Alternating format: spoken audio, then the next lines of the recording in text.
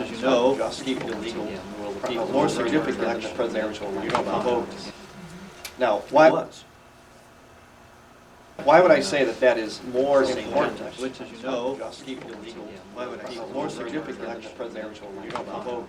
And by the way, the ramifications and the implications of what's going on there are humongous. They're huge. Wasn't there also 2 other states that voted the same way? Yes, yeah. Why would I say that that is more important? It's probably the one that would have the greatest influence across the whole country. And by the way, why would I say that that is more important? Half that money came from the Mormons, who are now being persecuted for the one that would have the greatest influence. And a lot of the money came from one activist billionaire. Why would I say that that is more important? Half that money came from the Mormons, who are now being persecuted for the one that would have the greatest influence. And a lot of the money, he puts money in all the different state battles, he just pours money in. Yeah, it's quite a, I did a whole program on it. You'll on my program, Body of Truth, on Catholic Radio International. That should be up next week. I interviewed Bishop Cordinione from San Diego, who was at the epicenter of this battle in California. Very fascinating stuff, what's really going on and what the implications are. And the reason I bring it up to begin with is that the reason why I say that it was the more significant election or vote. Very fascinating stuff, what's really going on and what the implications are. And the reason I bring it up to begin with is that if you're going to look at it from let's play with the figures, I guess from the Catholic vote, because here was something that I had observed. The reason why I say that it was the more significant election. Whereas the reason why I say that it is Proposition the 8, more significant. a huge number came out and they said it was supported by Protestant, evangelical Protestants, and by the Mormons, like you're saying. And then also the Catholic vote came out very high for that proposition, and which was sort of a dichotomy. And then also that I thought was interesting, but I had not been able to take it much further. Yeah. Well, the reason why it's significant because What we're studying. it's all about this, yeah. It's about what is the DNA of the created order, the spousal mystery. Which was sort of Who is man for woman, who is woman for man. You get that right, you get everything right. Doesn't matter about your economic policies. All those things will be influenced by this one thing. That's the whole message of the theology of the body. Doesn't matter about spousal mystery. And if we do not understand that, if we mess that up, we mess the world up. The world. Every policy, global, environment, economic, you name it. Policies, all those things positively or negatively influenced by our view of the human person. If I had one question that I would ask of the candidates, it would be this. And you'd watch them squirm. You'd watch their brains go on a complete nuclear meltdown. You'd watch them babble. But I would ask the candidate, as you should, what is your view of the human person? Just picture them trying to answer that. But that's the only question that matters. What is your view of the human person? But that's the only question. Because from that will come the best health care, the best economic policy, the best global policy, best environmental policy, world peace. From that, right? Come from the best health care, that the best economic policy, the best global policy in those other areas. Best environmental policy, world peace. And that was John Paul II's whole point. From the best health care, that he knew that that's where we were going wrong, and if we could correct that, you could correct everything. So that's why California was so pivotal. And if California would go, the whole nation probably would go. That's where we were going wrong, and if we could correct that. And you're right, getting into some of the details of it was fascinating, just as a way of introducing tonight. The evangelicals, and you're right, getting into some of the details of it was fascinating, just called their people to fasting for 40 days. Fasting and prayer. I mean, serious fasting. The evangelicals, and you're right, they had people from around the country, young people, living on soup for 40 days and praying. And fasting for 40 days. They told their people to confess their sins to another Christian. Can you imagine? Evangelicals. This is in California? California, yeah. They told their people Yeah. to confess their sins. They outdid the Catholics on this one. But it was a great effort though. It shows you what cooperation, it was a joint effort. They finally pulled it together. California, yeah. And through prayer and fasting, and cooperation between Christians, Confess their sins. they were able to do it. Between Kind of a microcosm of the power that is there, the sleeping giant that is there. They were able to do it. And they, evangelicals, spoke in terms of a sacramental view of marriage. So that's what united these groups. They had a sacramental view of marriage, even though they weren't all Catholic.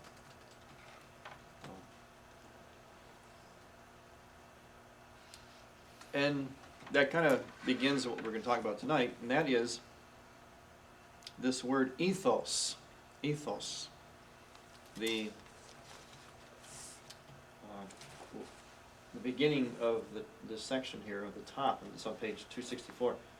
It's number 3. It's called Commandment and Ethos. Ethos, the difference between commandment and ethos is very significant. And again, this is what the point of this is. This is what John Paul II was trying to deliver. That ethos is your interior disposition morally, not the laws, the commandments. Those things are there, they're helps, but they are not what, and it's what the Old Testament relied on largely. And his whole point in what we're going to be looking at tonight is that when Christ comes along, he moves it from the law to the ethos, to the interior of us, interior person, the interior worldview, from the heart. The heart means the seedbed of our interior worldview. And out of that is what we are to live the commandments or the laws or the rules, as it were. The goal really is to not need rules, not to need laws, but to do what is right out of this interior disposition, this ethos. See, so ethos is sort of like the context for the ethics. Ethics grows out of an ethos. And that's why, going back to what I said before, I would ask the politicians just one thing. What is your worldview of the human person? In other words, what is your ethos? Because that will govern all your other policies. Without an ethos, your policies are worthless.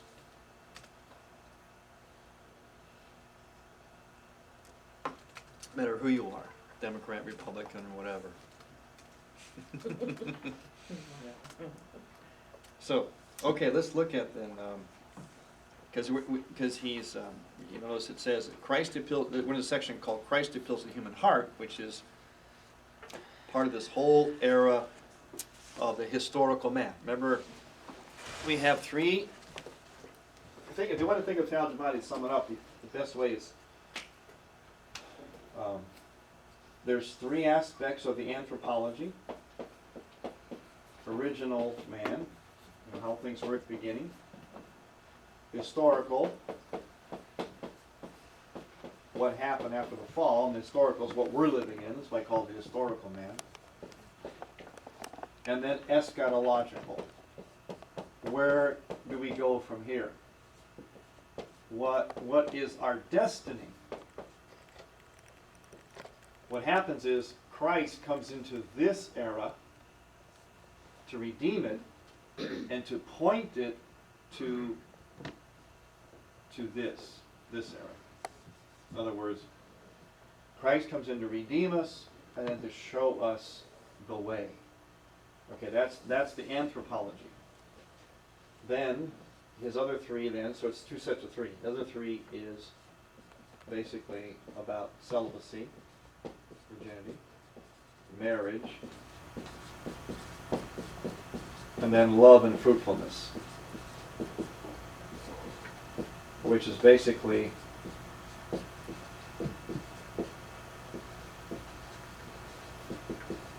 this right here, love and fruitfulness.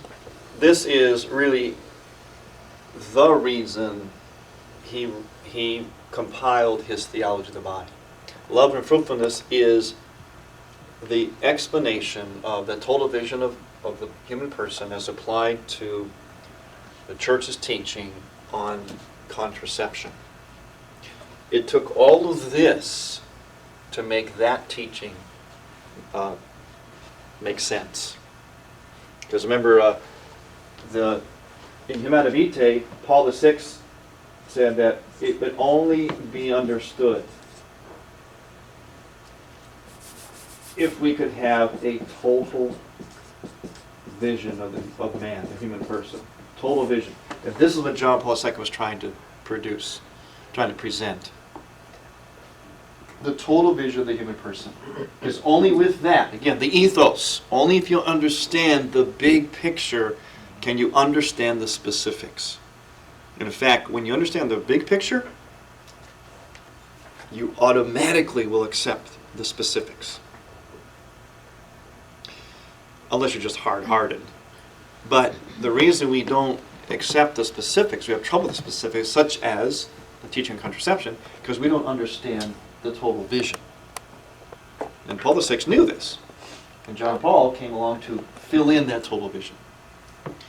But it took all of this. It's first to explain who we are as a human person, and then how we live it. So this is who we are, how we live it. Or I like to say, the why behind being human, man and woman, and therefore the how-to. And this is what enables us to understand the entire ethos of Catholicism and its ethics, its teachings. And once that's understood, you understand everything. When we don't understand or accept church teaching on something, there's only one reason why, other than the hard-heartedness, and that is we don't understand, or not aware, knowledgeable of the ethos, the worldview, the view of the human person. The world has a different view of the human person. That's why the world doesn't understand the church's teaching. It's like railroad tracks. It's two parallel things that will never meet. They can never ever meet. And that's why the world does not understand the church. It continually, beats on the church and criticizes because it doesn't understand why the church doesn't change. It can't change any more than two railroad tracks can suddenly cross each other. Two parallel tracks. Okay, so he's going to deal with then this from Matthew chapter 5. We have been dealing with it with whoever looks at a woman, how to look at someone. He's dealing with lust and the purity of heart. Let's look on page 265. About the fifth line down on the top. The Sermon on the Mount, and in particular the passage we have chosen as a center of analysis, is part of the proclamation of the new ethos, the ethos of the gospel. In the teaching of Christ, it is deeply connected with consciousness of the beginning, and thus with the mystery of creation in its original simplicity and wealth. At the same time, the ethos that Christ proclaims in the Sermon on the Mount is realistically addressed to a historical man who has become the man of concupiscence. The threefold concupiscence is in fact the heritage of all humanity, and the human heart really participates in it. Christ, who knows what is in man, cannot speak otherwise than with this awareness. From this point of view, what predominates in the words of Matthew 5:27-28 is not accusation, but judgment, a realistic judgment about the human heart, a judgment that has, on the one hand, an anthropological foundation, on the other hand, a directly ethical character. For the ethos of the gospel, it is constitutive judgment. Okay, so he's introducing this idea that Christ is introducing now an ethos.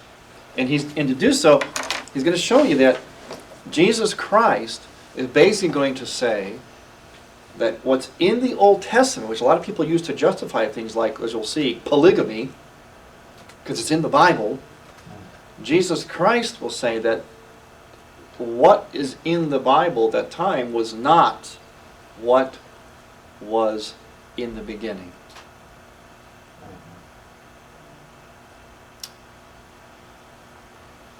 He's going to take us back to the beginning, to how it was supposed to be, and what we're called to do, what the call of Theology of the Body is to reach back into that beginning and try to retrieve some of that. Although we cannot, as John Paul II very explicitly said, you cannot retrieve it entirely, so it's basically lost forever. Okay.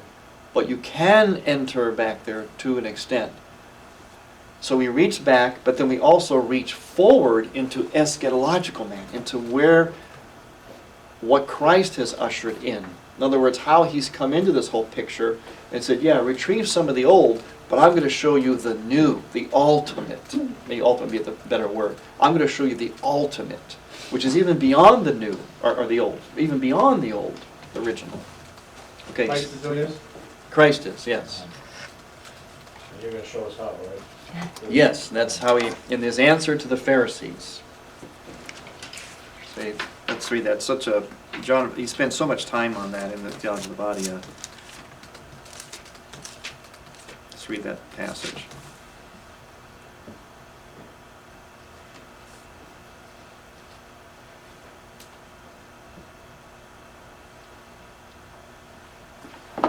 This is chapter 5:27. You have heard that it was said, you shall not commit adultery. But I say to you, everyone who looks at a woman with lust has already committed adultery with her in his heart. If your right eye causes you to sin, tear it out and throw it away. It is better for you to lose one of your members than to have your whole body thrown into Gehenna.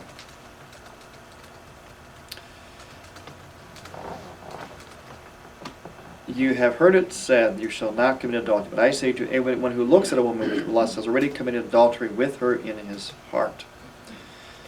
This, I remember, I'll never forget that, standing in St. Peter's Square, a young seminary, and actually hearing these words from the Pope saying that even if a husband looks at his own wife lustfully, he commits adultery in his heart. I'll never forget when I heard those words. I heard those words from his lips in person. And I felt the world shift on its axis. I thought, this is it. This is what I gave him too much credit. I thought this is what every feminist is waiting to hear from the church. This will just... And I remember when I returned to the United States from Rome, I was actually specifically looking for how this was being received in America. Naive I was. I was so excited. And then I was terribly disappointed when I heard that the way it was being received was, now do you hear that crusty celibate priest in Rome saying I can't even have attraction to my wife? No, it's not what he was saying. Which shows you how confused we were about what lust is and what attraction is. What is legitimate and what is not legitimate. So, Excuse me, Father, when they say adultery, why not like fornication? Why is it because pretty much everybody was married back then, or so it could, because it's not necessarily a married woman or a married man. It could be a single man looking at a single woman. mm-hmm. So why the term adultery, or is it just a translation quirk, or You mean like why? like it says he has committed adultery with Mhm. her, but that would assume that he was married or she was married, at least one of them yes. was married. But it applies to singles too, you know? So I'm Yes. just wondering, I always wondered why the term adultery didn't seem to quite fit there. Yeah. Well, we're gonna see in the, I think the answer to your question is in the text today. So let's look at it. This will be, let's start on page, we'll get to that, the answer to your question, but we'll start to look at a couple quotes before that. On page 266, this is in section number 4.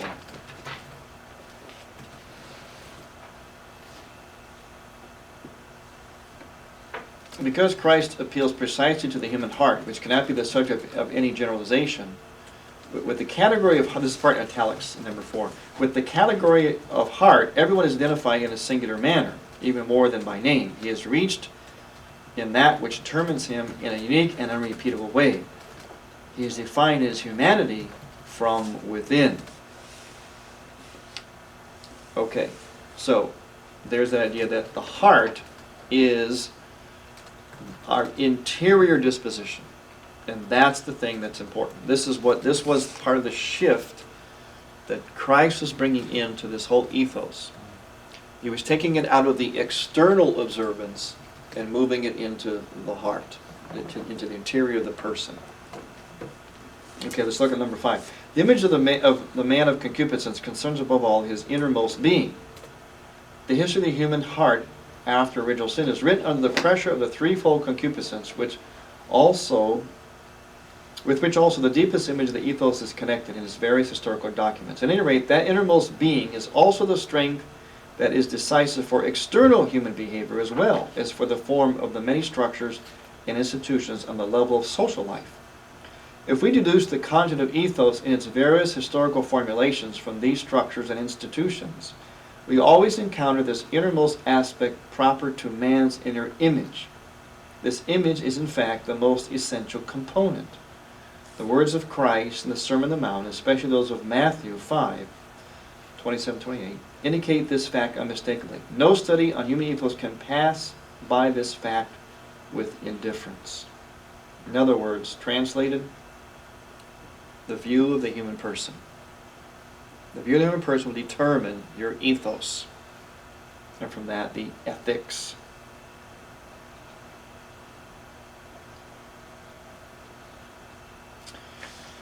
All right, let's go to now, there's a big section here on page 268.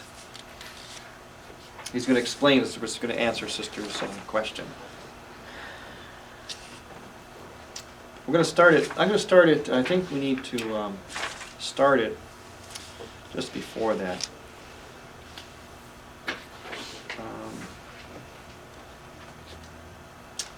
Let's actually start on 35, on page 267, section 35, the history of a people. What he's going to do is, John Paul II is going to take the prescription of thou shalt not commit adultery, he's going to put it in the context of the Old Testament, of the people, the culture, and so on. Because this is what Christ knew he was addressing. Okay, we must carry out the analysis of Christ's statement in the Sermon on the Mount that refers to adultery and to lustful desire, which he calls adultery committed in the heart. So he's kind of equating the two. By beginning with the first words, Christ says, "You have heard that it was said, you should not commit adultery." He has in mind the commandment of God, the sixth in the Decalogue. It is part of the so-called second tablet law which Moses received from God Yahweh. Let us first take the point of view of the direct listeners of the Sermon on the Mount, of those who heard Christ's words. They are sons and daughters of the chosen people, the people who had received the law from God Yahweh himself, that had received also the prophets, who had repeatedly in the course of centuries reproached precisely the people's relation to this law, the many transgressions of the law. Christ, too, speaks about similar transgressions, but even more so, he speaks about a human interpretation of the law that cancels and does away with the right meaning of good and evil, specifically willed by the divine legislator. The law is, in fact, above all, a means, an indispensable means, in order that justice may superabound. Christ wants such justice to exceed, literally, abound more than that of the scribes and Pharisees. He does not accept interpretation they had given the course of the centuries to the authentic content of the law. Inasmuch as they in some measure subjected this content, or the purpose or will of the legislator, to the various forms of weakness and limits of the human will that derive precisely from the threefold concupiscence. In other words, what he's saying is that the laws we read in the Old Testament that talked about thou shalt not commit adultery, yet allowed polygamy, that law was, or that practice was superimposed on the original meaning of the law because of human weakness, because of the culture, and something in particular about the culture, which we'll get to. It was a casuistic interpretation that had superimposed itself on the original vision of good and evil connected with the law of the Decalogue. If Christ strives for a transformation of ethos, he does so above all to recover the fundamental clarity of interpretation. Let's go to number 2. If one follows the history of the chosen people in the page of the Old Testament from the time of Abraham, one finds abundant facts that attest to how this commandment was put into practice, and how, as a consequence of this practice, the casuistic interpretation of the law was worked out. First of all, the history of the Old Testament is clearly the theory of the systematic defection from monogamy, which must have had a fundamental significance for the understanding of the prohibition, you should not commit adultery. The abandonment of monogamy, especially at the time of the patriarchs, was dictated by the desire for offspring, for numerous offspring. See? They compromised the law because of a desire for offspring. That's what they put as the most important. This desire was so deep, and procreation as the essential end of marriage was so evident, that wives who loved their husbands, when they were unable to give them offspring on their own initiative, asked their husbands who loved them if they could take on their own knees or receive children born of another woman.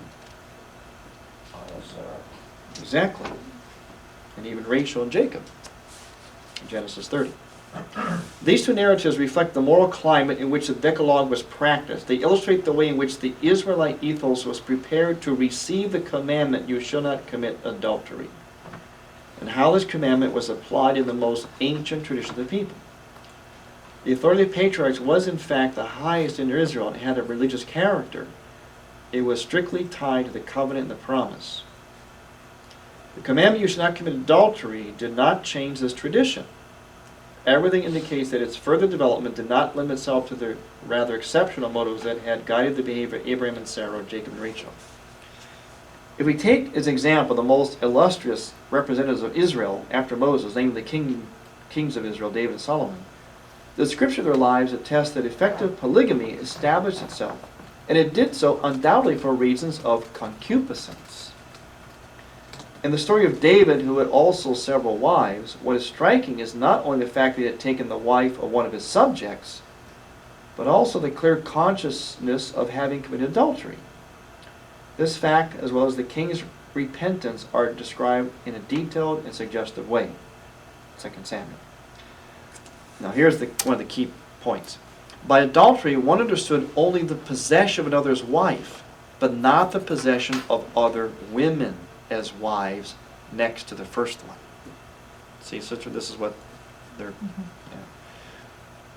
Yeah. Adultery is understood as only the possession of another's wife, but not the possession of other women as wives next to the first one.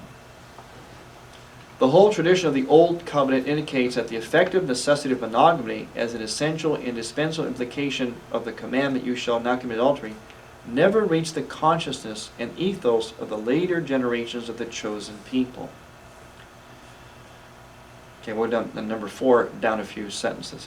If one considers the letter of this legislation, it becomes evident that it combats adultery decisively and without hesitation, using radical means, including the death penalty. Yet, it does so while actually supporting effective polygamy, fully legalizing it, at least in an indirect way. Interesting, huh?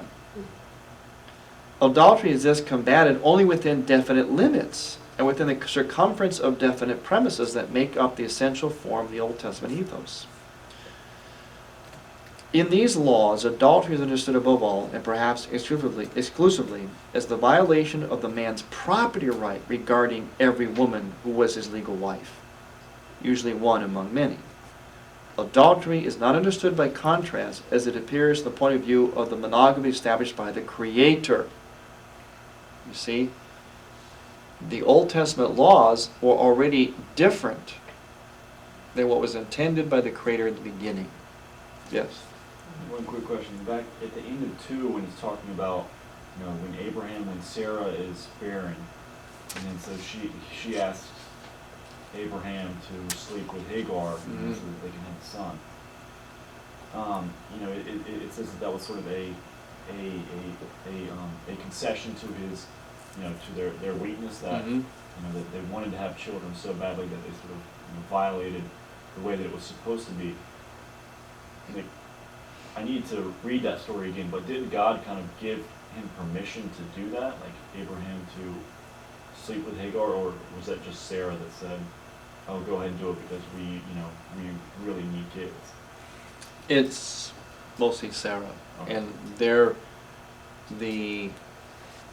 as he's saying here, that principle, that desire was so strong, that was so important to them that they, in a sense, they superimposed a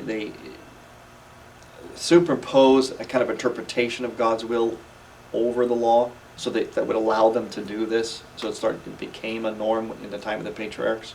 So it was kind of it was like, well, God understands we can do this because we have to have this project. So it was like that. So it's an example of their will as opposed to thy will be done. Yeah, not so much opposed. It wouldn't be so much opposed in their mind. Direct opposed was, and I think the Pope uses a great term. It's superimposing something over it, over God's will, not necessarily negating it, but superimposing. Kind of like. Where does he say that? Sorry. It's at the top of 268. It was a casuistic interpretation that had superimposed itself on the original vision of good and evil connected with the law of the Decalogue. So there was an original vision, an original intention. The Decalogue came after that, though, didn't it? Yeah. Chronologically. Yeah. Well, okay. There was the original plan of man. Right. The two should become one. Original man. Original man, right? And the Decalogue was supposed to kind of ratify that, be an extension of that. But they superimposed this allowance over the Decalogue, is what he's saying. In other words, it says do not commit adultery, but we need progeny. Right. See, so you get it however you can get it. Yes. I think I understand it too, in that it's the spousal meaning of the body. So if we're all spouses, whether we're single or not, our bodies have a spousal meaning. When we do something that's outside of that, it's adultery. Right. So in a sense, all sexual sin is like adultery. Right. Yes, exactly. And that's why he's going to say that if a man looks at his own wife lustfully, it's adultery. He commits adultery in his heart.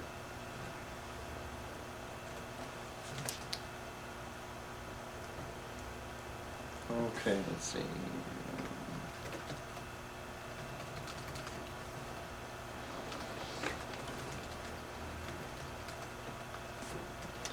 Okay, this bottom of 2, where were we?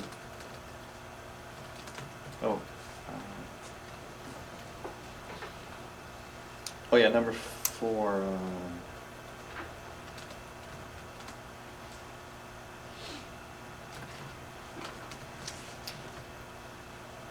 Okay.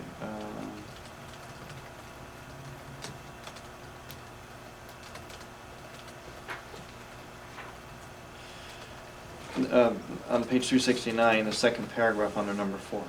In these laws, adultery is understood above all, and perhaps exclusively, as the violation of the man's property right regarding every woman who was his legal wife, usually one among many. Adultery is not understood by contrast as it appears from the point of view of the monogamy established by the Creator. We know already that Christ appealed to the beginning precisely concerning this matter. Okay, number 5. Very significant in addition is the situation in which Christ takes the side of the woman caught in adultery and defends her from stoning. He says to the accusers, let the one among you who is without sin be the first to throw a stone at her. When they drop the stones and go away, he says to the woman, go and from now on do not sin again. Christ, therefore, clearly identifies adultery as sin. By contrast, when he turns to the ones who wanted to stone the adulteress, he does not appeal to the prescriptions of Israelite law, but only to conscience. The discernment of good and evil inscribed in human conscience can turn out to be deeper and more correct than the content of a legal norm. Now, very significant. It means that the spousal mystery, which John Paul II says is fundamental to human existence, is in fact written on the human heart, regardless of what laws say or don't say. In other words, he says that these guys knew in their conscience, from their conscience, that they were not clean. They were not perfect.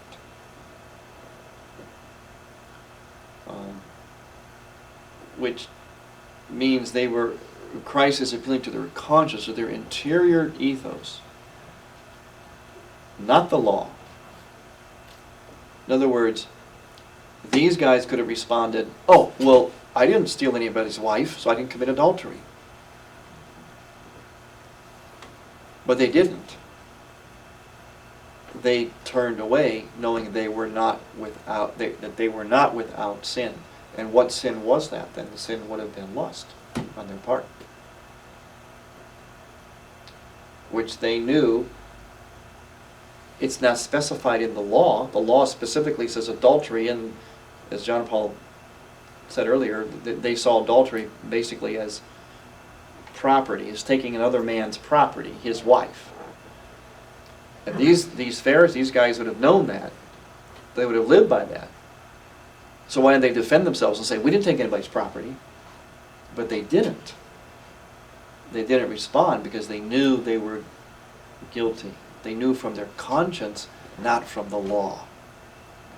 Do you understand? Yeah, but they also had formed consciences too.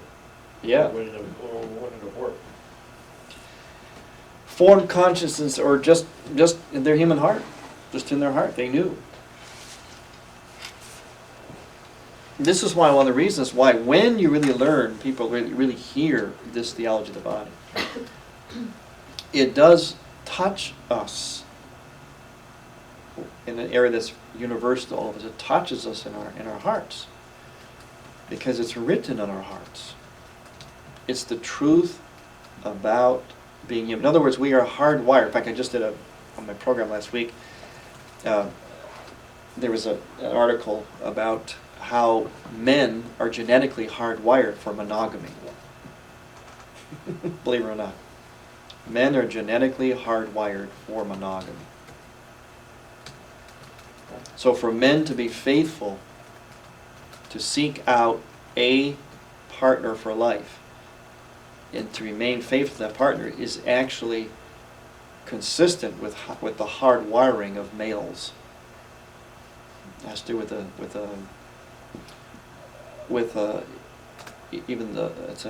had to do with the gene in a hormone called vasopressin. So it is inescapable. We know, even though we put layers of, where we try to kill our conscience, when we act wrongly, still we are wired for, deep inside of us, it is written in our hearts. We're hardwired, even our brain chemistry is hardwired for commitment to one person, for monogamy, because that's the spouse. That's why he said it's one of my favorite sayings. And the spousal mystery is the fundamental element of human existence. We're wired for it. We cannot escape it. Well, I mean, we go against it, kind of like it's like in a contrived way. We're sort of like stripping our gears in a sense, or stripping our anthropological gears by not living according to it. But it's not how we're wired.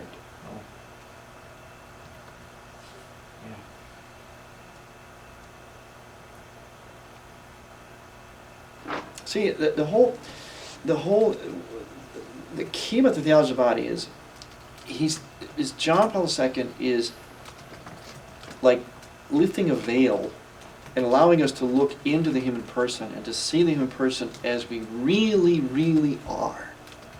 You know, past all this BS and all the theories and all the psychobabble and sociology and evolution, all the stuff that has been layers of veils that have been put over us for centuries now, especially since the 16th century, as this introduction by Dr. Waldstein so brilliantly articulates. And he's peeling back all those layers and says, no, this is the truth of the human person.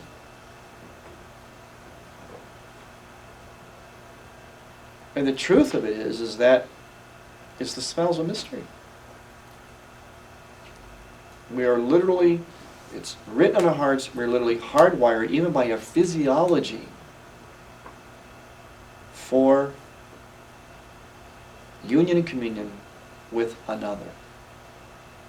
Faithful, free, fruitful, 4 F's. Full, fruitful, free, and faithful. Yes.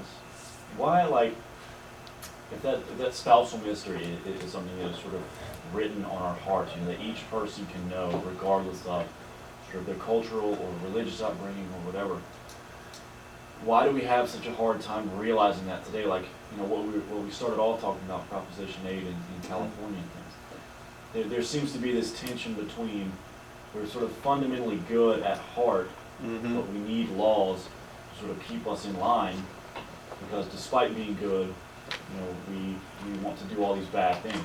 So Right. like you mentioned, that the ideal is to not need the law. Right. And it seems to me that people that want to advocate for, you know, all sorts of different forms of marriage, abortion on demand, you know, they sort of wanted to jump ahead to that point where, you know, there are no restrictions. Like, you can't tell Right. me what to do. You know, you can't dictate the way that I live.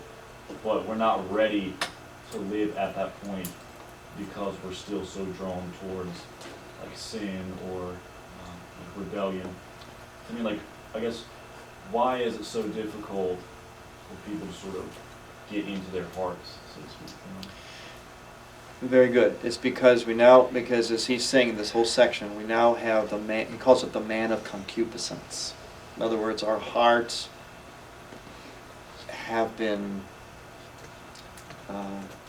hurt and damaged, you know, wounded. So we have this tendency, we have to fight against this tendency that is now, it was never a part of us originally, but it's there now. It's like, you know, something that's been, you know, like a computer virus. You know, it got into us, and just like a computer virus, it's now affecting the whole system. Even though the computer is good, starting out as good, the normal way for computer work is to work well.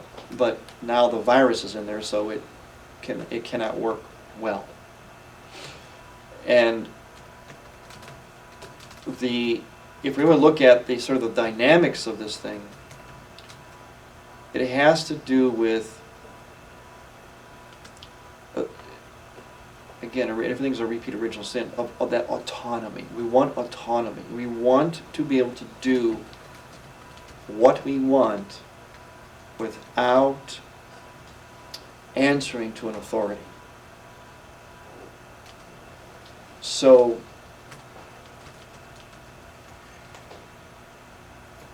let's take the issue of, your question is very good. Let's take an issue of the same-sex attraction, okay?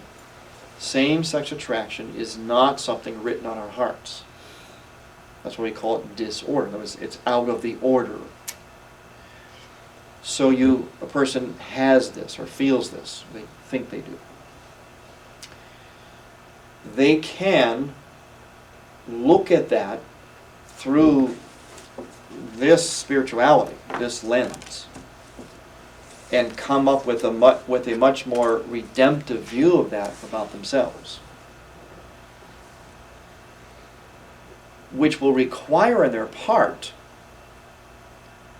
a choice to die to self and to defer to a higher authority. Okay, they can do that, or they can choose the path that negates that authority and just is going to do what we want. I'm simply going to respond out of this feeling that I have. And I won't anyone to tell me I can't. It's the easier choice. It's the most immediate one. But it's one that it's rooted basically in that rebellion. You know, that rather than look at this and look at it through the eyes, the lens of this, they'd rather, you know, chuck that and just say, I'm just going to, I want, whatever I feel is what I want. And no authority is going to tell me no. In fact, what's happening now is the Mormons, and especially now, but others, are now being persecuted by those who wanted to, wanted to have same-sex marriage legalized. They're suing. Hmm? Aren't they suing? I thought there was a court case, right? Yeah, they're They're going after the way which they persecute Found and Sage by legal means that affect their pocketbook. they're trying to, but legal means they're also on blogs and stuff threatening burning churches. They protest outside their churches. Yeah, Signs, the protests they scream. outside. There's this huge, scary Yeah. march in Long Beach. Yeah. Hundreds and hundreds of people marching through streets, like raging, Yeah. like, you know what, we had a vote. You didn't Yeah. win. Right. You know, go home. Right. Yeah. You know, it's like, this is the way this country works. Right, we had three. There were three. This whole thing was unnecessary. Twice the people of California voted, against same-sex marriage. But it was judges, once again outstepped their bounds. And then fortunately, our Constitution allows for the amendment. So that's how they did it. We were able to overcome the judges. But you see, the reaction then is what? The reaction is rage, anger, vindictiveness, hate. What does that tell you? What is it the fruit of? What does it indicate? It indicates this autonomy. I want what I want, you don't want to give it to me, so I'm going to strike at you. And it's just a repeat of original sin. Adam and Eve, God told Adam and Eve, you can have this, but you can't have that. And basically the devil convinced them to say, you're not going to tell me that. I'm going to take, if I want that, I'm going to take it. So it's that autonomy is the key word. We want autonomy. We want to be autonomous. We basically want to be God. We want to be our own God. So history repeats. Yeah, it just continues to repeat. Yeah, exactly. Yeah. And again, this is why John Paul went back to the beginning. Back to the beginning. It's all there. It's just unpacking the Garden of Eden. Okay, let's see now. It's interesting now development about on this. So let's go. Let's see. Okay, the next paragraph. At the top of page 270, the next paragraph. As we have seen, the history of the people of God in the Old Covenant, which we try to illustrate only with a few examples, unfolded to a remarkable degree outside the normative content placed by God in the commandment, "You shall not commit adultery." It bypasses, so to speak. Christ wants to correct these distortions. Hence the words spoken by him in the Sermon on the Mount. Imagine, Christ is correcting the Bible. Which is why you just can't quote Bible verses to justify everything. Because a lot of people do. A lot of well-meaning people think. I've heard that recently. I've seen another little fad popping up that, Bible, polygamy is okay. It's in the Bible. Abraham did it. Okay, down at the bottom of 270, the last paragraph. The prescriptions of the Old Testament law were very severe. They were also very specific and entered into the smallest concrete details of life. It's got a whole bunch of references there. One can presume that as the legalization of effective polygamy became evident in the law, there was an increased need for fixing its juridical extent and securing its legal limits. Hence, the great number of prescriptions and also the severity of the punishments laid down by the lawgiver for breaking such norms. In other words, they knew this was not, that this was a superimposing they did. And they knew that it had to had some limits on it. Okay, on the basis of the above analysis of Christ's appeal at the beginning in his discourse on the dissolubility of marriage and the certificate of divorce, it is evident that he clearly sees the fundamental contradiction contained in the marriage law of the Old Testament, inasmuch as it accepted effective polygamy, that is, the institution of concubines in addition to legitimate wives, or the right of cohabitation with a slave woman. One can say that this law, while combating sin, at the same time contained in itself the social structures of sin. In fact, it protected and legalized them. Ooh, sound kind of contemporary?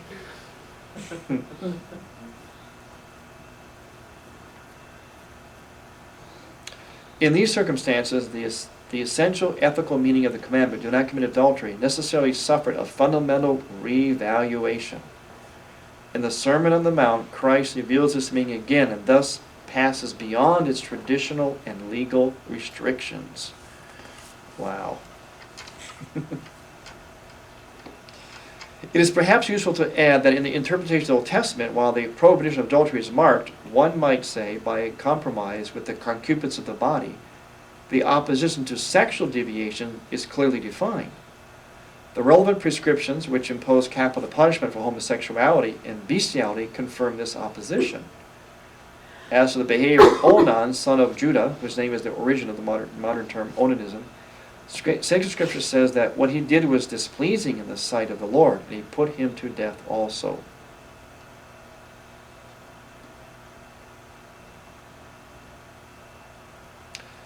So what he's saying is that even though the adultery thing was compromised because of that one hang-up they had on progeny, other sexual deviations were not. They were very strict and severe about them. Taken in its entirety, the marriage law of the Old Testament places the procreative end of marriage in the foreground.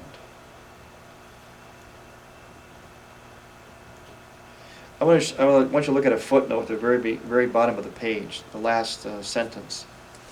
In the Old Testament, there is no explicit mention of the obligation to monogamy, though the image presented by the later books show that it was the prevalent social practice. A little footnote there.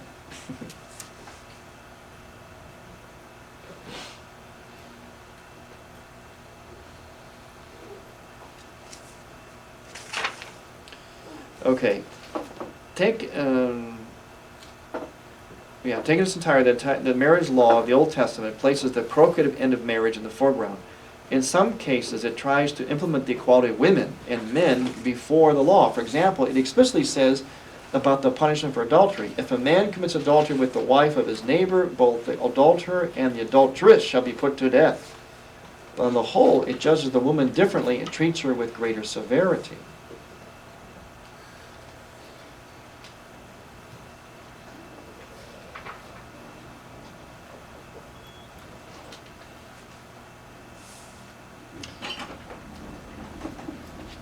Now,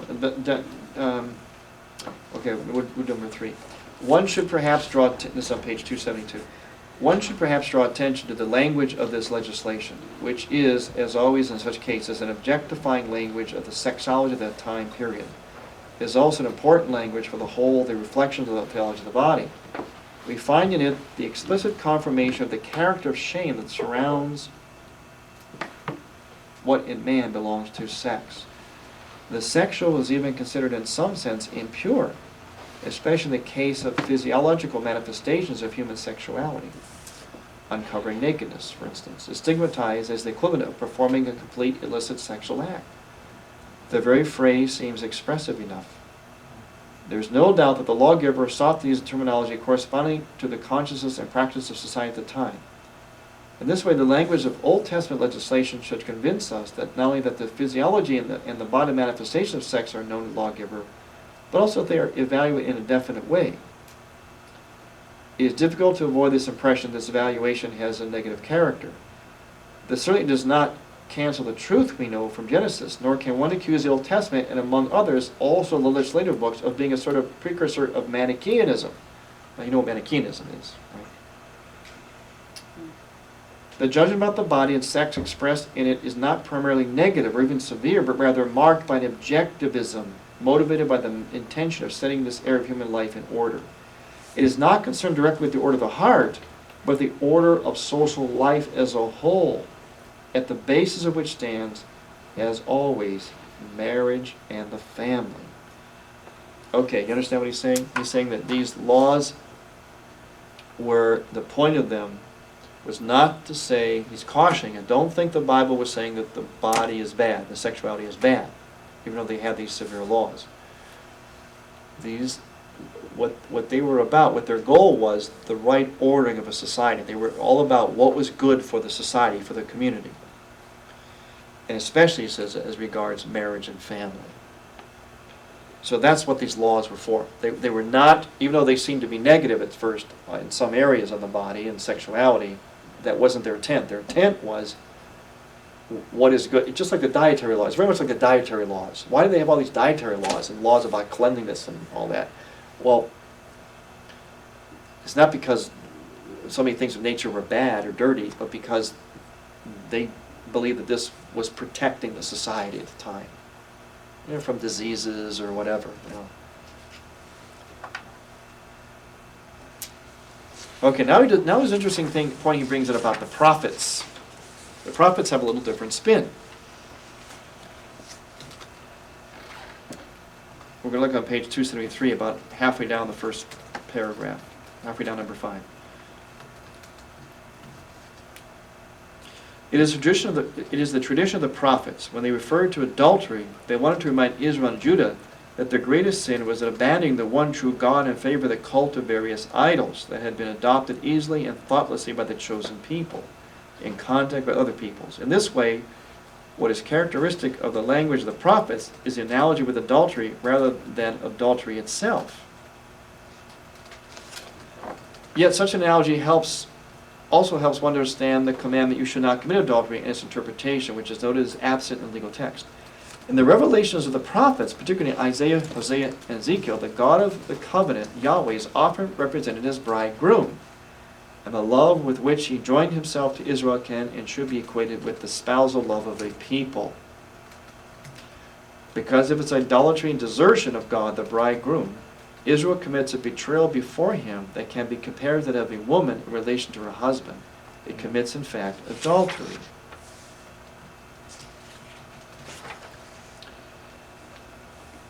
So let's skip over to 276, number 4. 276. Leaving aside this detail, it is impossible to overlook that the text of the prophets reveal a different meaning of adultery than the legislative tradition gives it. Adultery is sin because it is the breaking of the personal covenant between the man and the woman. It's not just because it's breaking a law about property and ordering of society, but it's about breaking a personal covenant between man and woman. See, the prophets now start to, as Emeril Lagasse would say, kick it up a notch. Kind of towards what Christ is going to bring in. What is emphasized in the legislative text is the violation of property rights, in the first place of the husband's property right to the woman, who, though she is his legal wife, is one among many.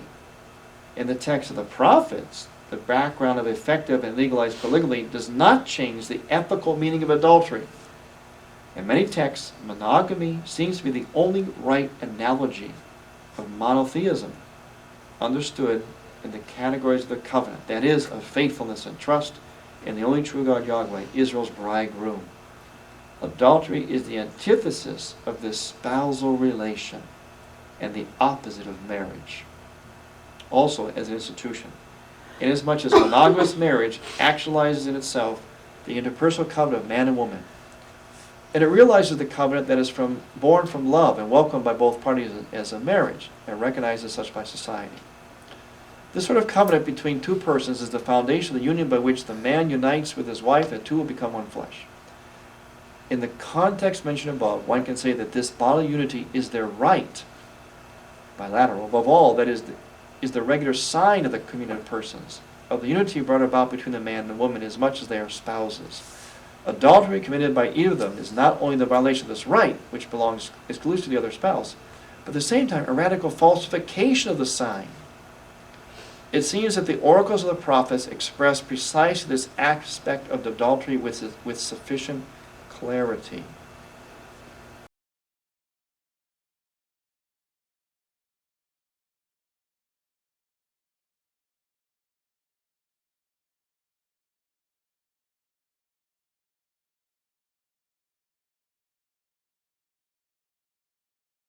Of a right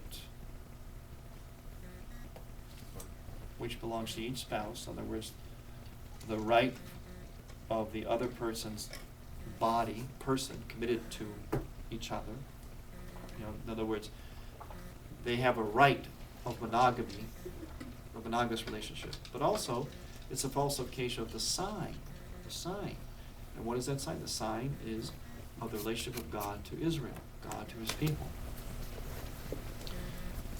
So now we start to move from, as you can see, the Bible itself, the Old Testament itself, is moving from legalism towards ethos, towards the meaning of the relation of man and woman, not just property rights or what would be good for the society, laws that govern society.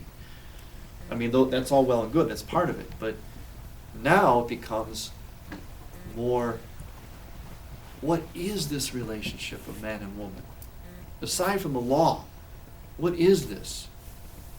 This is something that echoes the relationship of God to Israel. And so covenant, in other words, faithfulness, is at the heart of it. This is a relationship that must be faithful because God's relationship to us, his covenant, is based on faithfulness. Is he showing us likewise the relationship between the Trinity? Yeah. Exactly. This is how he's going to eventually, it evolves. That's really what the spousal mystery is based. Spousal mystery is based on two images. If you can have two images that both have to do with God, that's how you answer the big why behind marriage, and why we desire it, and the ethos of it, and the faithfulness. It is a image of the very interior life of the Trinity, a participation in the interior life of the Trinity, because it's a union community of persons. More than one becomes one. And secondly, of the spousal relationship, the way that God related to us. Those are your two images. From those two images, both having to do with God, the God that we believe in. This is why it is so critical to understand God as three persons. And God is incarnational. So that's what separates us from Muslims, the Jews, everyone. And the Manichaeans. Yeah, especially the Manichaeans, yeah. Is that God is communion and he is incarnational. That's the key. That's why we're different. Our faith is different than all the rest. And that's why we're right. Maybe a better way to say it is complete. We have the most complete view. Because what happens is, if you take this view of the human person as rooted in this image of God, as communion of persons and incarnational, now you develop an ethos from that, and what will you end up with? You'll end up with what is most compassionate, most honest, most just. If you start from an understanding of God that is not communal and is not incarnational, then what do you end up with? You end up with systems that are going to be, in varying degrees, less or not as compassionate, as integrated, as just. See, this is why my goal in life is world domination of our religion. Because that's the best thing for the world. Simple as that. Do you understand? Yeah, follow. You can take any religion. Take Hindu, take Muslim, and unpack them. Like telescope them out. Okay, this is your concept of God. Now telescope out from that. Show me how that's going to design now a society for me. Out of that, design laws for me. Design morality for me. And what will you end up with? Yeah, it follows, because in the sense the Muslims, the same thing, the whole idea of father is the national to them. God Yes, is the father. exactly. And if that is, then what model do we have now for fatherhood? We don't have an adequate one. We have one that's going to be built on weak and shifting sand, as God, as the Lord would say. See, all of our models are rock solid because they are rooted in these two images. Any model that's not is going to eventually break down. It's going to have major weakness. That'll be the flaw. Huh? That will be the flaw. Yeah, it'll be flawed. And this is why you have in Muslim society things like, seeing women as property or oppressing them, You still have slavery. and you have the, You still have slavery based on the Yeah, whole idea. exactly. This is why you have these things.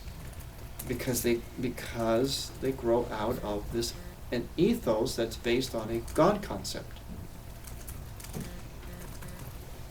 So that's why whenever I talk about theology, I always start with this concept of God, with these two images. Union community of persons, in love, that moves out from himself and unites himself intimately, spousally, with his creation. Those two things determine everything. Does Judaism look at it the same way then? No, not quite. It doesn't see God as Trinity, Oh, yeah. and it doesn't see even when their concept of Messiah. It's more political than it is. Yeah, it's not going to be. It's not based on God incarnating Himself. It's the Messiah, the Lord, as independent being coming, and so they're close. Obviously, there are we like the telescope. That was the beginning of the telescope. Was Yeah. Judaism for us, but we telescoped out of that based on a eventually an evolving understanding of who this Trinitarian God is and what this God did. So the incarnation is so important. That's why Christmas is such a big deal, not because it's a holiday and all this nonsense. We shouldn't even call it Christmas, just call it like in my church we call it the incarnation, or the divine condescension. Yeah, we do. We call it the divine condescension. Yeah, we say that God condescended. He bent down. This awesome holy God bends down, dares to lower himself, to become his own creature while remaining God. It's the marvelous condescension. That's the theme that's woven through our prayers. That's the great, awesome miracle is that God would humiliate himself to that extent. That that he truly became us. We're the only faith that believes that way. No other faith has the incarnational spirituality that thoroughly, that integrated. Are you saying that most heresies that are all based on some interpretation of the incarnation. Exactly. You just hit on one of my favorite points, my major, fundamental message to the world. And everything boils down to this. There's only one thing you really have to know. An invisible God has become visible through the physical. That is the only story that there is. There's no other story. And everything is either a revelation or participation of that one thing. Or, as you say, it's a denial or a dilution of it. And it's exactly what Christian heresies are. Christian heresies are all about, in one way or another, a confusion about the reality of the incarnation. In other words, it's they hedge on it some way, or they short circuit it. That's what all Christian heresy is about. Because the fact is that this incarnational event was complete. Meaning he was completely human, except without sin, and completely God, all at the same time. One did not overshadow the other. He wasn't two persons. He was one person, but totally human. But in being human, in infusing himself into humanity, he infuses himself into all creation. All creation. And this is why the thing that I like is to sum it all up, what we're saying here. I call it, going back to school. Which is what John Paul II did. Sacramental, Catholic, so these terms are all equated. Catholic, human, they all mean the same thing. Liturgical,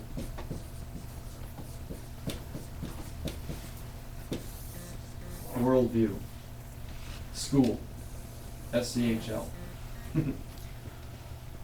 Sacramental, Catholic, human, liturgical worldview. In other words, the sacramental means we see God in everything. I mean, we actually see his presence in everything, in the whole created order. Well, you have to be careful with this, not to run into pantheism. Well, we don't equate him with it, we just see his presence there. Okay. And because of that, we respond liturgically by offering back in thanksgiving. And to do that is to be fully Catholic and fully human. To be human is to be Catholic. Catholic. These two words are exactly the same. To be Catholic means to be human. Catholic is not a religion. Even though we call it that, it's not a religion. Catholic is simply the truth about being human. As opposed to universal?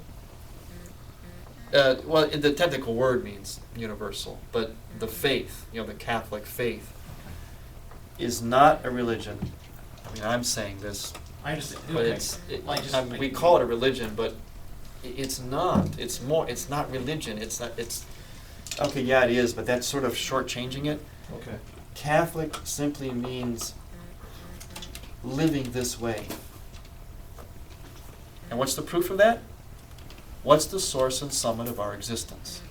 Eucharist. Eucharist. And what is the Eucharist? Jesus. It's the God. ultimate of the invisible made visible through the physical.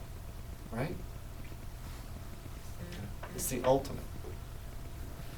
And what do we do with that? We do it in the context of liturgy.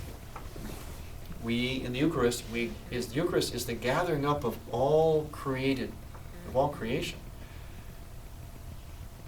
including, the apex of which, of course, is ourselves and our Lord, and offering that back to God in sacrifice.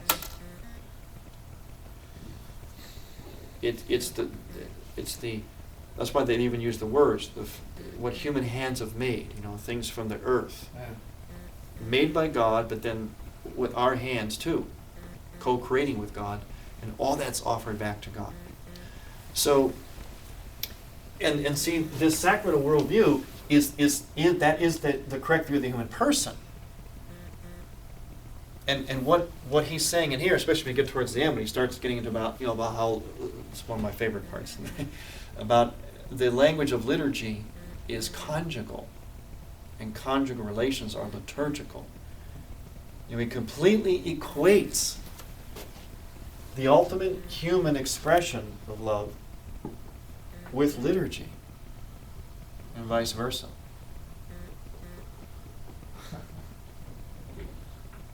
But it's not John Paul doing it. Remember, John Paul II, what he did was, he wasn't original in a good way. He'd be the first to say that. He was and he wasn't. And I mean it in a good way. That's a compliment. He's a good plagiarist.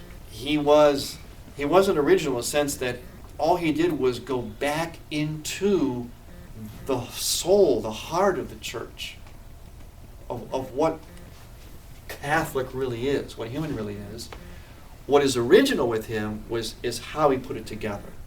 The framework, the structure that we now know as the theology of the body. His thought, his way of transmitting it, of organizing it. But he didn't just come up with this like it's a novel thing in his part. I know for a lot of theology body, I'm probably one of the few theology body people that says this, but if you think about it, it's true. The theology body is not new. It's looking at the oldest things in new ways.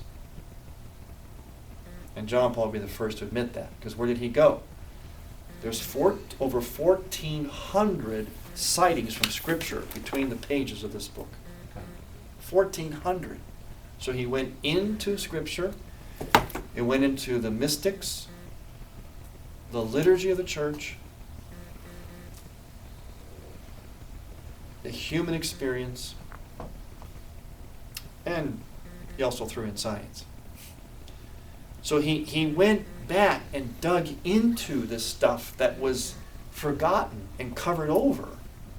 And he uncovered it, he dug it out, brought it back, and refashioned it, and shot it to us. That's the theology of the body.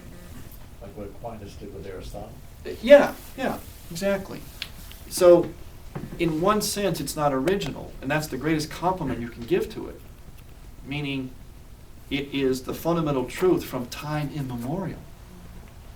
It's just that he packaged it so that you and I could sort of understand it. And throw this ethos package in, is that not the idea of Catholic? And human Yeah. would be the structure of the ethos? Yes, the ethos. The Catholic ethos is what? The Catholic ethos is God has infused himself into his own creation, which means all creation is holy. All creation reveals God. Through creation, we can touch God. Creation is not equal to God. It's just how he reveals himself. And what's the height or the apex of creation? The human person, right?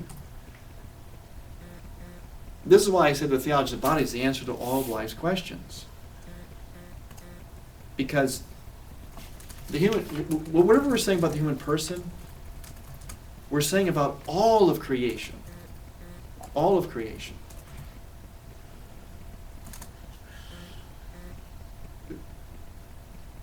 In other words, what we're doing is we are looking at things as they really are and listening to them as they tell us who they are through the language of their bodies.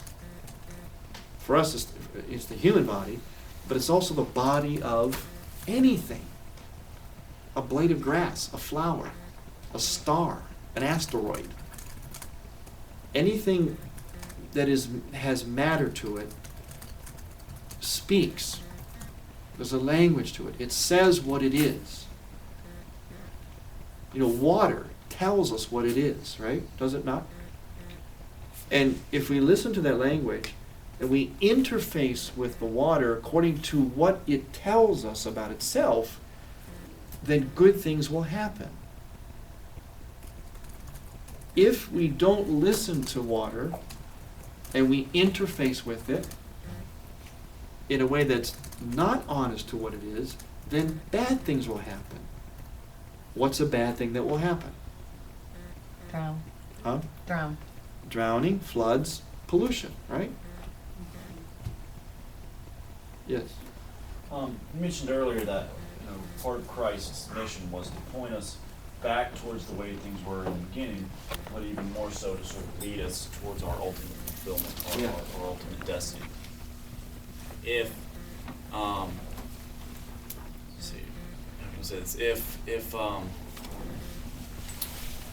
If sort of our ultimate destiny is, life with God in heaven, Mhm. we hear that there's no marriage in heaven, so we live in this celibate state, and we hear that celibate people, who are living the consecrated life, are living that like eschatological witness. So it would seem that state of life is sort of our ultimate destiny, our ultimate way of sort of being in like relationship to God. But God told Adam and Eve, to be fruitful and multiply and all that, and like that happened before the fall. Mm-hmm. So why would God have not wanted them to remain celibate and sort of live in that state of like, of like ultimate, like relationship with God? Does that make any sense? Yeah.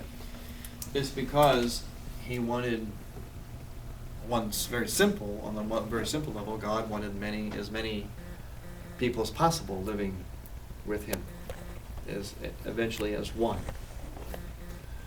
He wanted as many, persons as possible in heaven. That's why he wants us to be fruitful. He wants his banquet table filled.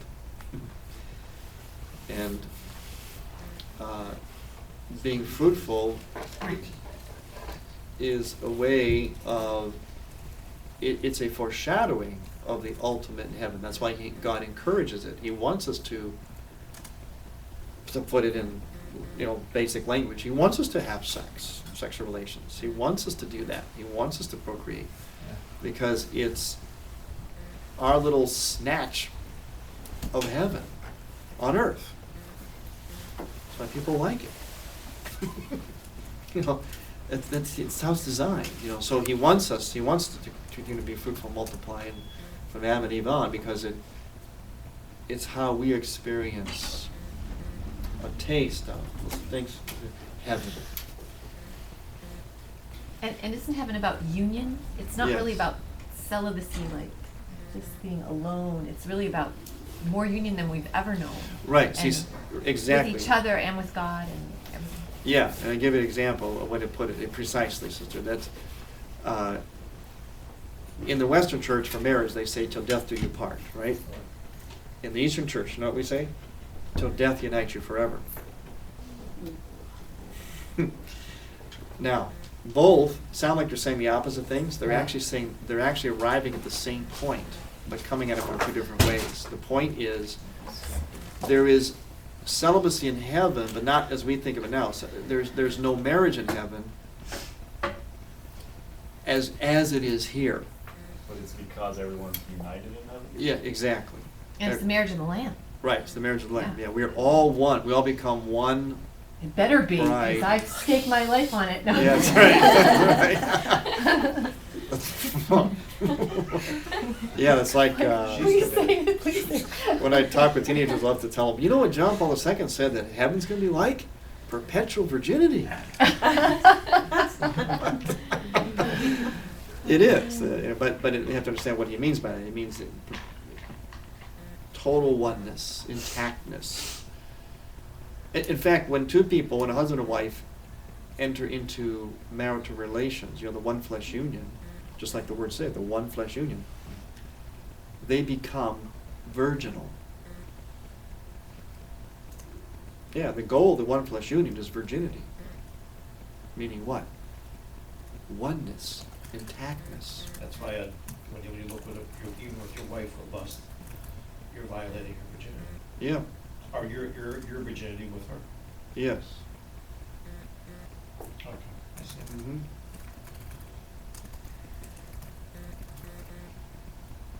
Yeah, the goal of intercourse is oneness, is union, which is virginity.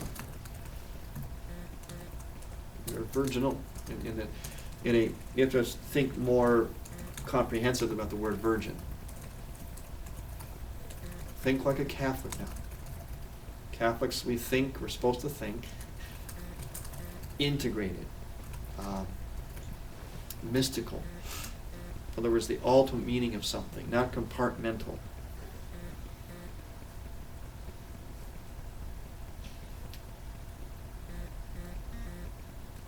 Okay, so let's finish up a little section for tonight.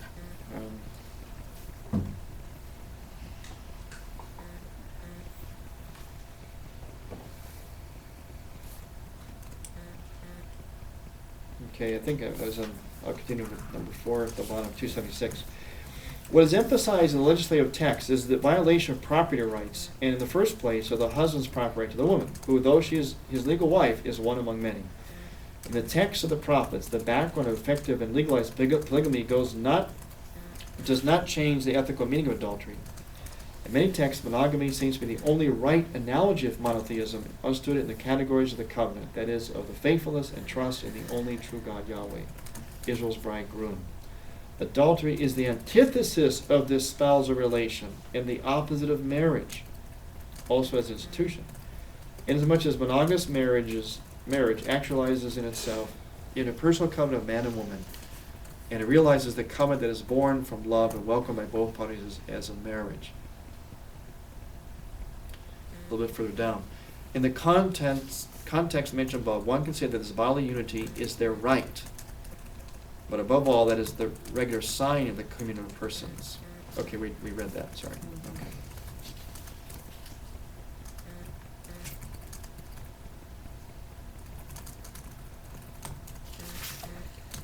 Okay, I'm going to begin at the bottom of page 277.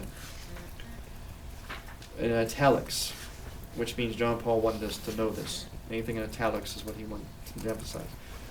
One can judge about adultery, about its sinfulness, about the moral evil it contains, on the basis of the principle of antithesis to the conjugal covenant understood in this way.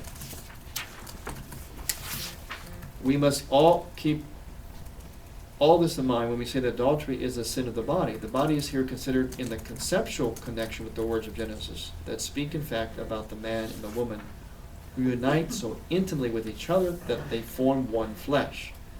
Adultery indicates the act by which a man and a woman who are not husband and wife form one flesh.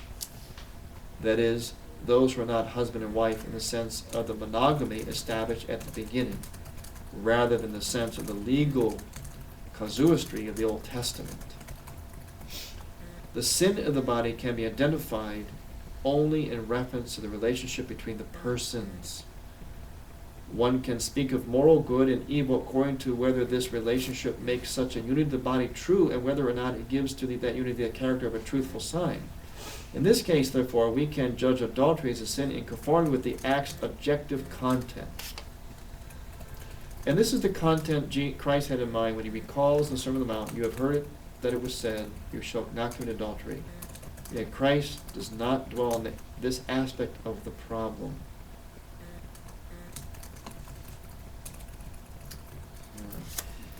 Now, this was significant, these last couple sentences, because this gives you the crux. I'm going to use the word, to sum up these sentences, I'm going to use the word honesty.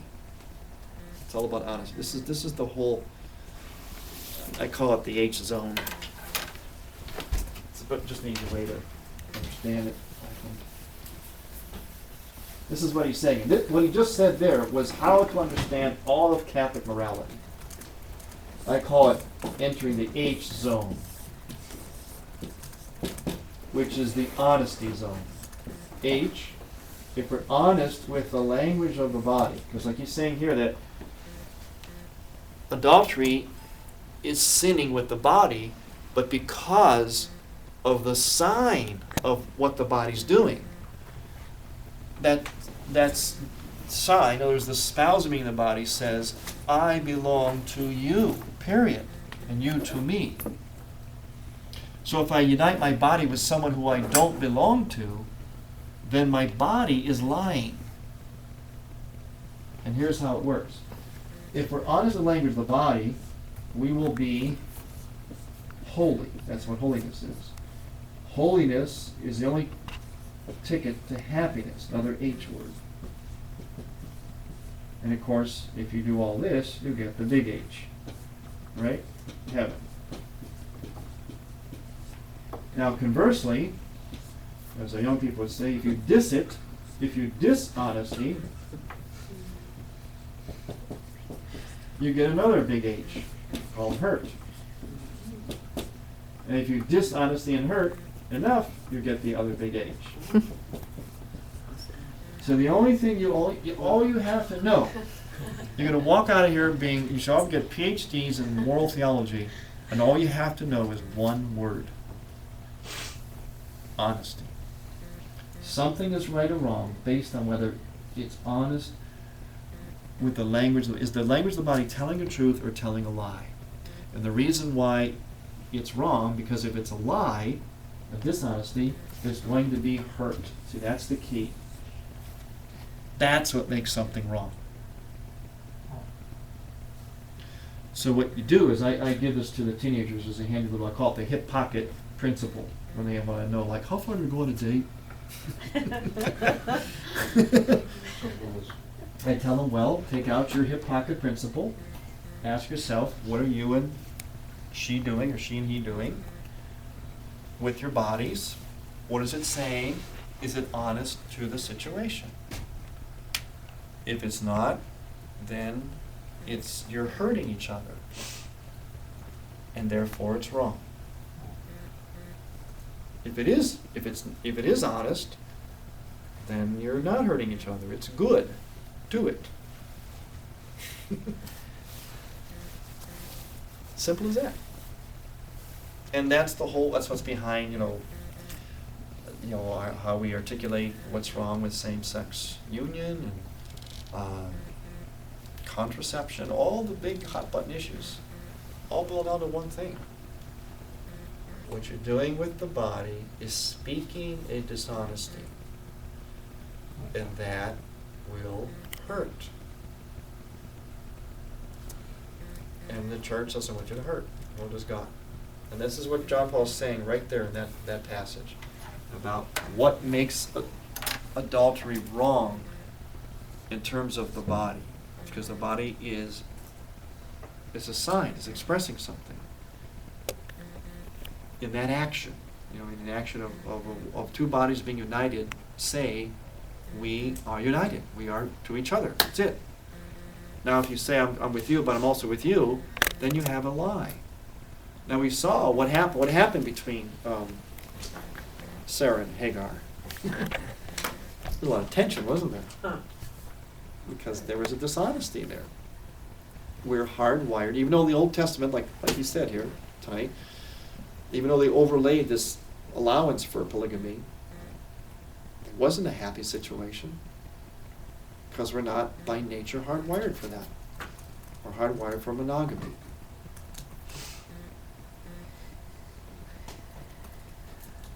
You can only give, because the act of union, one flesh union, is an act of total giving, right? Well, you can only give yourself to one person. You got nothing left once you've given it, right? It's not like you've got all these bodies. You've got one body. You give this one person, you're done.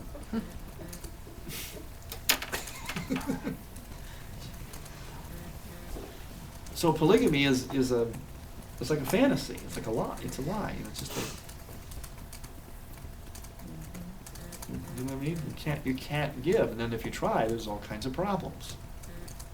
Because each one believes that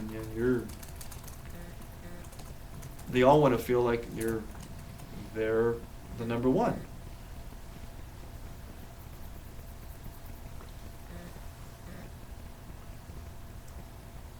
Okay.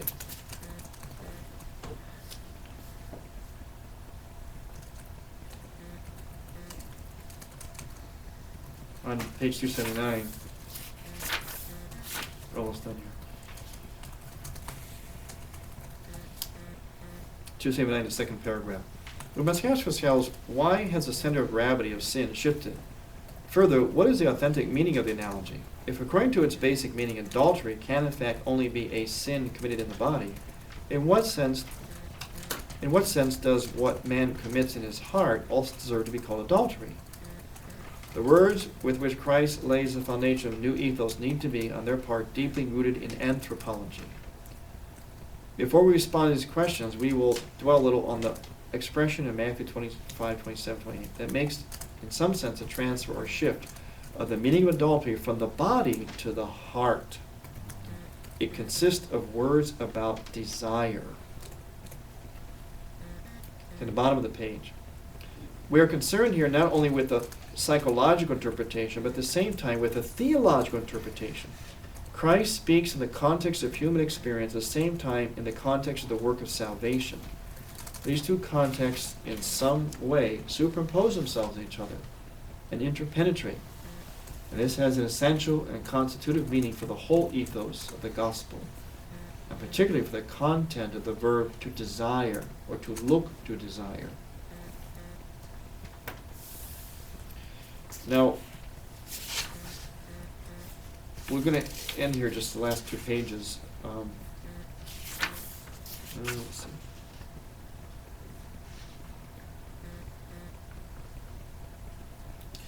Because he goes into what eventually is going to be a very, very big topic.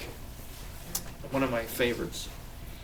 It has to do with this whole ethos of looking.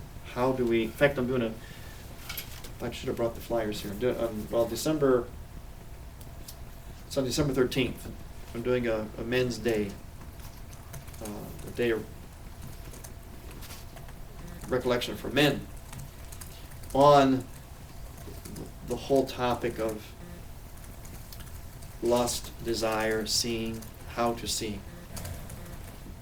How to see, how men are to look at women. In fact, the title of the day is called Anatomy of a Woman. If you're interested, just go to taborlife.org. Get the information. But this is crucial. This is a very, very big part of this whole theology of the body, is that how do we see? The ethos of seeing. So we'll just start to begin it here on the bottom of 280. The wisdom tradition. The wisdom tradition, as we know, had a particular interest in the ethics and the morals of Israelite society. In these warnings and counsels found, for example, in Proverbs and so on, what strikes us immediately is a certain one-sidedness, inasmuch as the warnings are above all directed toward men. This could mean that warnings are particularly necessary for them. As for the woman, it is true that in these warnings and counsels she appears more often as an occasion of sin or as a downright seducer of whom to be aware. Nevertheless, one should recognize that in addition to warning men to be on guard against women and seduction of their charm, which pulls men towards sin, Proverbs and Sirach also deliver eulogies about the woman who is a perfect companion for her husband. And they likewise sing the praises of the beauty and charm of a good wife who knows how to make her husband happy. A modest wife adds charm to charm, and no balance can weigh the value of a chaste soul. Like the sun rising in the heights of the Lord, so the beauty of a good wife adorns her house. Like the shining lamp on the holy lampstand, so is a beautiful face and a noble figure.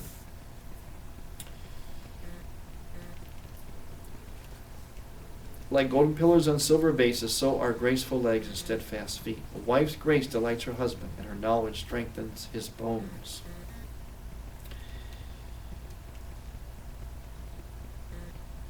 Down at the bottom of the page, number 6, towards the last couple sentences. Just as in the virtue of the prophetic tradition, the audience was in some sense prepared for understanding the concept of adultery correctly, so in virtue of the wisdom tradition, it was prepared for understanding the words about the concupiscent look, or adultery in the heart.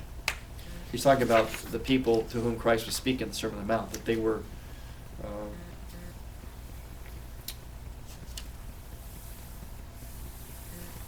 ready to understand what he was about to tell them.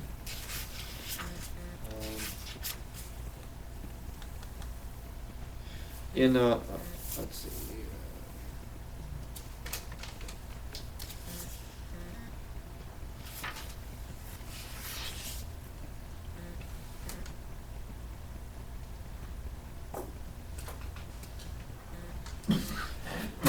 Okay, on page 285. And we'll go to 285, 286, and we'll end there for today. This is the second paragraph on 285. We must now offer such an analysis. The look expresses what is in the heart. The look, I would say, expresses man as a whole. If one assumes in general that man acts in conformity with what he is, operation follows being. In the present case, Christ wants to show that man looks in conformity with what he is. Looking follows being. Through the look, man shows himself on the outside and to others. Above all, he shows what he perceives in his interior. Christ teaches us thus to see the look as a threshold, as it were, the interior truth. Already in the look, in the way one looks, it is possible to grasp fully that concupiscence is. Let's try to explain it. Lustful, desiring, looking to desire, indicates an experience of the value of the body in which its spousal meaning ceases to be spousal, precisely because of concupiscence. What also ceases is its procreative meaning. We spoke about this meaning above.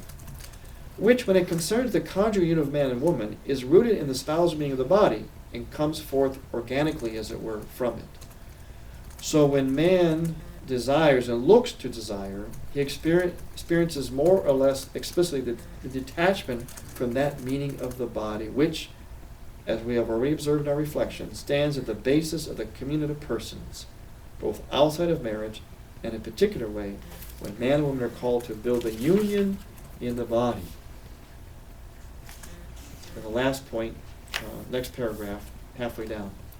Does he not mean to say thereby that precisely concupiscence, like adultery, is an inner detachment from the spousal meaning of the body?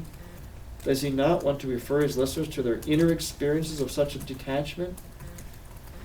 Is it not for this reason that he defines it as adultery committed in the heart?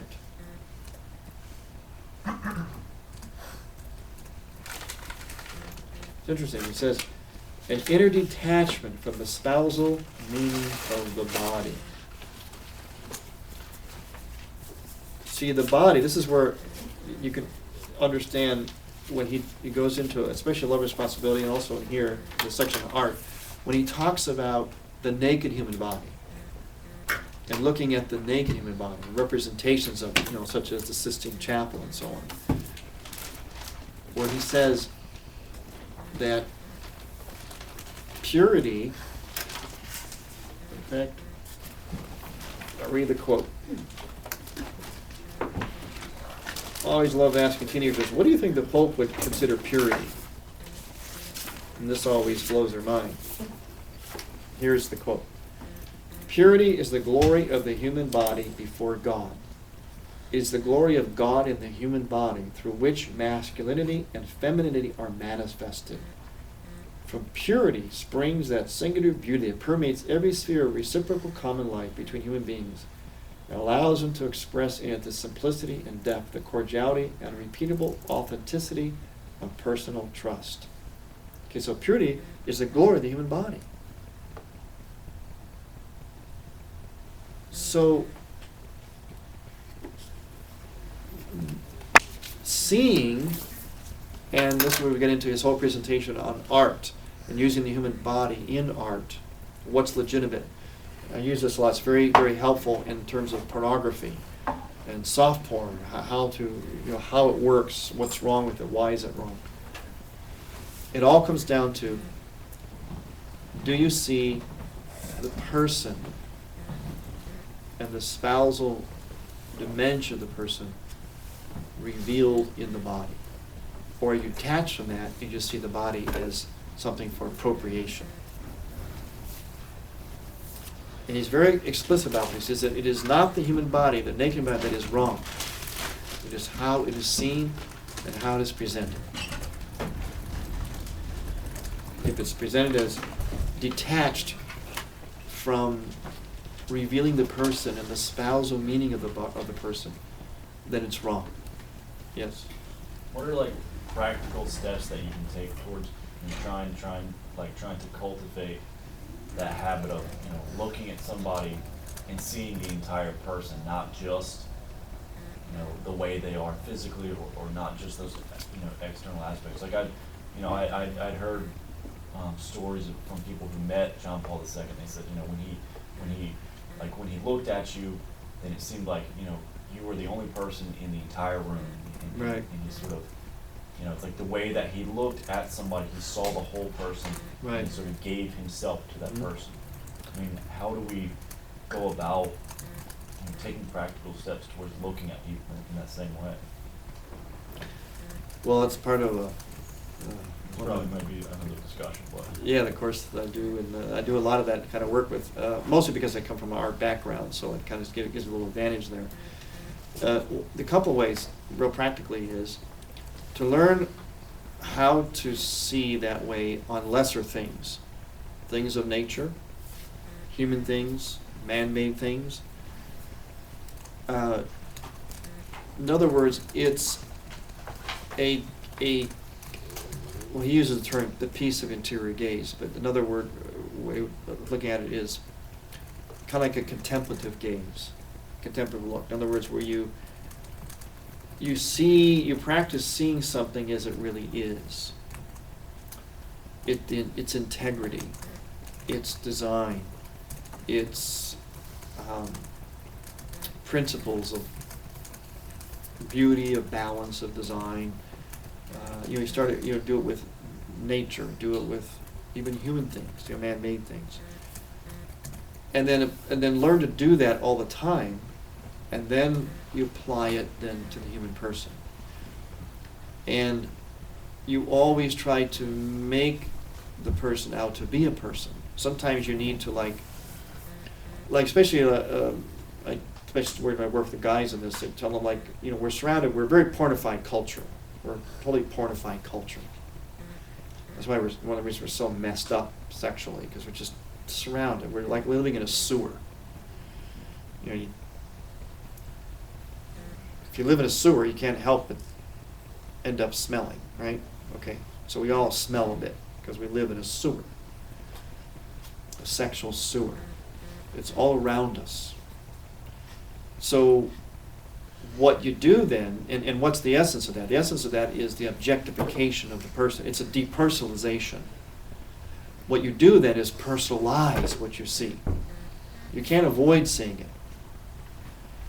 So what you do is, let's take like say a billboard. They usually use a woman's body in an objective way to sell something, a product, you know, oftentimes. You see that. What you do is, you just don't see that, see the body, you personalize it. You actually make up the story. You give the person a name. Make them a real person in your mind. You make up a little story about them. What do you imagine them to be? You know, gee, maybe she's a single mother, probably had to do this lousy job with this perverted photographer because she has a kid, probably a husband who ran out on her, you know, whatever. You start to make her a person. And you can do this instantaneously. And then you do what I call see, pray, and pass on. You see something, it's beautiful, it's okay, see it as beautiful. Let that inspire prayer in you. You know, praise God for such beauty. And then move on. Think of other things. Then look at other things. Focus on other things. Other things that are beautiful too. It's a practice, it's like a habit you do, and you learn to do it, and pretty soon it starts to become, you know, again, your ethos, you know. When I came back from one of these classes, last time when I was driving back, I think it was from this one, I turned down, no, it was something else I was at. I'm sorry, I was coming from something else, and I turned down, I think it was Jackson Street, and there was this advertisement on, I think it was on a bus stop. It was like, probably like a billboard thing, you know, like a big poster. And it was, I wish I had a picture of it, because it was such a good example. I forget what it was for. It was advertising something, but it was, might still be around, maybe you've seen it. It was the back of a woman, you know, she was nude, but she had like you can tell she had like a little some kind of a robe or something still on her in her front. And it was very, very artistically done, very, very eye-catching, and very, I thought very, very artistic, very beautiful. And someone might look at that and go, oh, well, that's, they're selling sex or whatever. But when you look at things through the theology of the body, you learn to see beauty for its own sake, and not to look at it, see it as something else, something different. And it starts to become kind of natural as you practice it.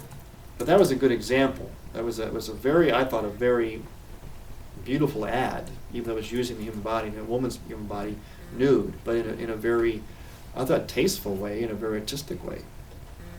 It's something you would see very commonly in Europe. Why in Europe? Why do you think in Europe? Catholic country. They have much better ethos of the human body.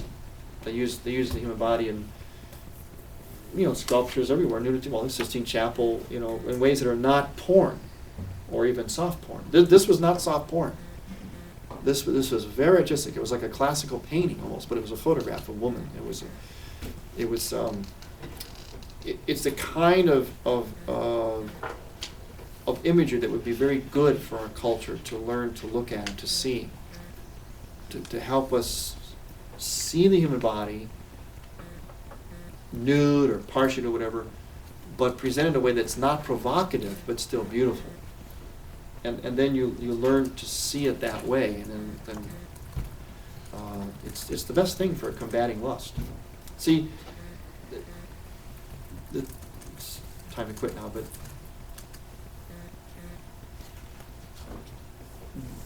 the message here is, when it comes to that, is not looking away as much, that's part of it, as it is looking at, but with the eyes of God, seeing things correctly.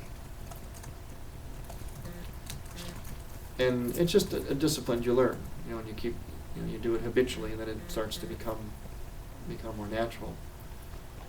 It's kind of a spirituality of wonderment. That's why Jesus said, unless you be like little children, you won't gain heaven.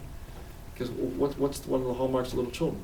They're a perpetual wonderment. They're always amazed at everything. They're always saying, wow, look at that, G.K. Chesterton is really great on this, where he talks about that, the wonderment of children, that's that mystical worldview, that contemplative, sacramental worldview, where you see beauty and you marvel at it, and it makes you pray. Instead of lust, it makes you pray. That's the point you want to come to, and that's the way. That's how we'll be able to combat pornography. It's like, do you know how they train people in Washington to in D.C. to detect counterfeit money? They never show them counterfeit money. They only show them the real thing. And they come to see and know the real thing so well that the counterfeit will hit them in the face. And that's the same thing with this. That's what this is saying.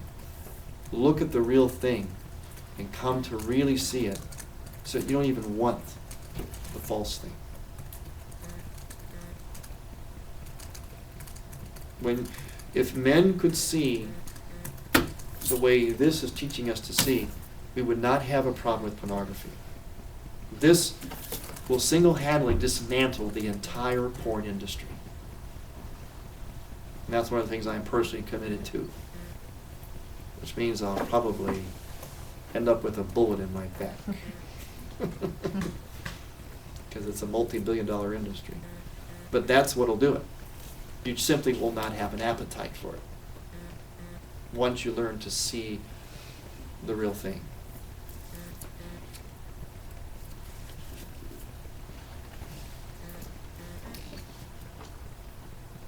Any homework for next one? Oh, yeah, we're gonna, oh, yeah, Sister asked me, I think we can maybe, you think 4 more sessions? Would that be all right? Well, I or- mean, we would like to go on perpetually, right? Yeah. But, whatever you think. Yeah, because I'm thinking since it's once a month, that'll take us into April, you know. Okay. and- And then we'll Is that start all okay? over again. Yeah, This is- so, this is okay, someone yeah, suggested. good plan, yeah. Then we do the introduction, because the introduction is so wonderful. Yeah. It's really good. Now that you know what the book is. Yeah, the introduction is just It's fabulous. so good. It's really, That was what Michael Waldstein wrote, or? Yeah. yes, yeah. You wrote that. I do a lot of talking just on the introduction, which, which is really essential. It's just so well done. He gives the whole background of how John Paul II got to theology of body, too, like, Yeah. where did he get it all from? And, Yeah, you see know, it, kind of like why he did it, because he was answering really what has been, you know those veils I talked about? Well, we've been living under this veil for 500 years.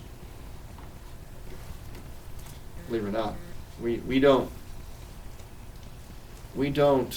especially in the Western world, we don't actually see life as Catholics, even if you are Catholic. The people with the best chance of that are people who were born in Europe, born and raised in Europe, because it's a Catholic ethos, are surrounded by it.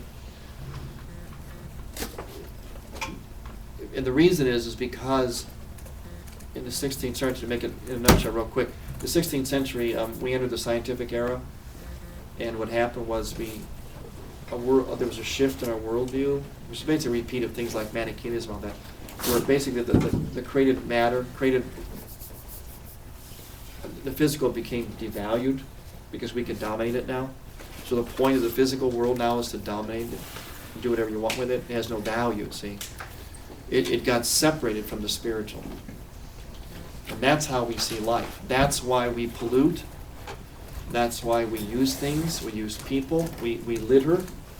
We are careless, you know, because it's all about the physical not having no value. It's all about the rational. And that gave rise to all the things that have been threats to civilization since then. I call it the isms: communism, Nazism, fascism, materialism. And John Paul II was answering that worldview. He was saying, no, that's the wrong worldview. I'm going to show you the correct worldview, the one that puts the physical and the spiritual back together. Translated, the Catholic sacramental worldview.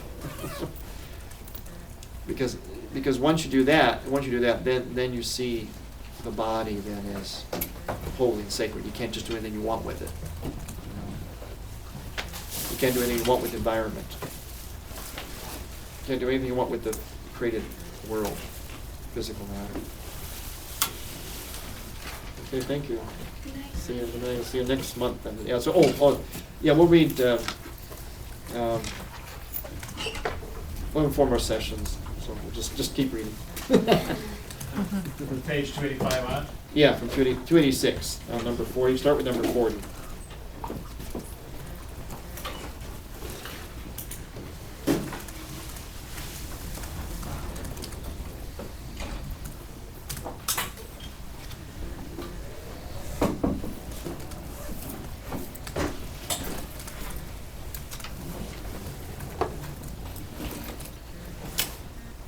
Did everyone's, give me their email? Can I have everyone's email? Okay. Let some get away. Yes, there's 2 accordion doors on either side of the hallway. Hi. Is this your first one? No? And you never gave an email, right? You want family? Yeah, that's me. Oh, okay. Thank you, Father. Welcome. So I need your email.